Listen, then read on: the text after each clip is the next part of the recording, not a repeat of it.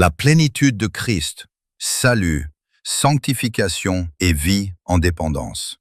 Frères et sœurs, il existe une tension que beaucoup de croyants vivent dans leur marche avec Dieu. D'un côté, nous savons que Christ est notre salut, que c'est par sa croix que nous sommes justifiés. Mais de l'autre côté, nous pensons souvent que la sanctification dépend désormais principalement de nos efforts personnels. Et c'est là que beaucoup de chrétiens se fatiguent. Ils aiment Dieu, ils veulent lui plaire, mais ils finissent par vivre dans une lutte intérieure constante. Plus d'efforts, plus de combats, plus de culpabilité et parfois moins de paix. Mais la parole de Dieu nous ramène à une vérité centrale. La plénitude de Christ couvre toute la vie du croyant, pas seulement son commencement. 1. Christ n'est pas seulement le début du salut, il en est la totalité.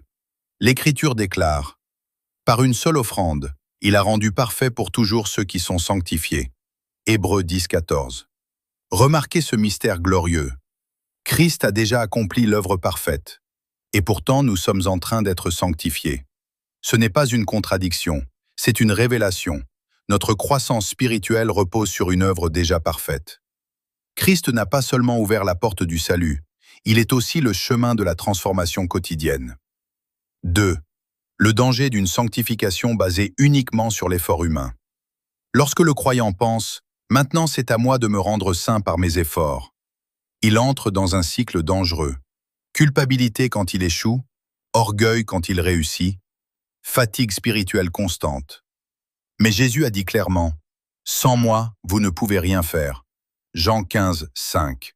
Cela signifie que même notre croissance spirituelle ne peut pas être produite en dehors de lui. 3. Le véritable appel biblique. Travailler, mais en dépendance. La Bible ne nous appelle pas à l'inaction. Elle dit « Travaillez à votre salut avec crainte et tremblement ». Philippiens 2, 12. Mais immédiatement après, elle ajoute « Car c'est Dieu qui produit en vous le vouloir et le faire ». Philippiens 2, 13. Voilà le secret du royaume. Oui, il y a une responsabilité humaine, mais la source est divine. Nous ne travaillons pas pour obtenir la vie de Dieu, nous travaillons parce que la vie de Dieu est déjà en nous. 4. La sanctification, une vie d'union avec Christ. La clé n'est pas la performance, mais l'union avec Christ. Demeurez en moi, et je demeurerai en vous. Jean 15, 4. Demeurer, c'est rester attaché, dépendre continuellement, laisser la vie de Christ circuler en nous. Le croyant ne devient pas saint par séparation de Christ, mais par connexion constante à Christ. 5. La vraie vie chrétienne, effort né de la grâce. Paul dit « Ce n'est pas moi, mais la grâce de Dieu qui est avec moi ». 1 Corinthiens 15, 10. Il y a un effort réel, une discipline réelle, une marche réelle. Mais la source de tout cela n'est pas la chair humaine, c'est la grâce agissante de Dieu. Conclusion. Bien-aimés, la vie chrétienne n'est pas Christ pour le salut et ensuite moi pour la sanctification. Non, c'est Christ du début à la fin. Il sauve, il transforme, il fortifie, il conduit, il achève.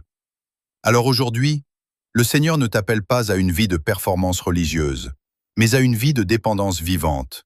Repose-toi en Christ, demeure en Christ, marche par Christ, grandis en Christ. Car la vérité est simple mais puissante. La plénitude de Christ ne couvre pas seulement ton passé, elle soutient aussi ton présent et ton avenir. Amen.